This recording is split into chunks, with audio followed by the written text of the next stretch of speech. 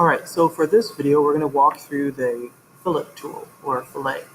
The fillet tool, when you open it up, you can see that you can do multiple things at the same time. Now I'm not using the proper dimensions because I'm in English instead of metric, but just to kind of give you an idea, you can do some big dimensions on some of the corners, and you might note that it calls for 6 dimensions.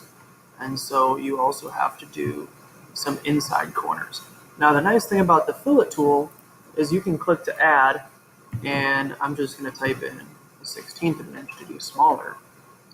And you also have to, let's make that even smaller.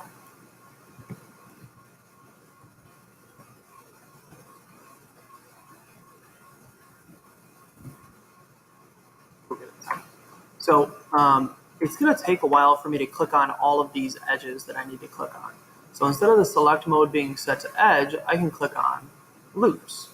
And what that allows me to do is select different loops, and it goes all the way around the outside of the loop. Now you need to be careful as you do this because some of the edges may or may not be filleted, like some of these round edges. I'm not sure.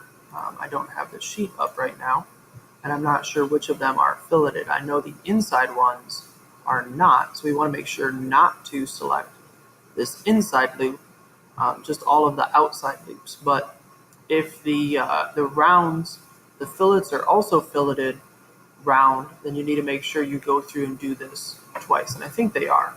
But that is how you go through and use the fillet tool. And when you hit apply on anything, it's going to keep it up. And so you notice I was able to do that all in one fillet. Otherwise, if you do it in 2, you can go around and select. Hold Shift key if you accidentally hit something that you don't want. And then you notice I don't even have to rotate. I can just click on the edges even if I can't see them in that view. And so there are all of the big ones. I'll type in a smaller 0.01, and I'm going to grab the loops, just click on kind of my top and bottom loops, the front, top, all of my outside edges, rotate around, make sure I've got everything that I need. We are not filleting the inside, kind of back corner there.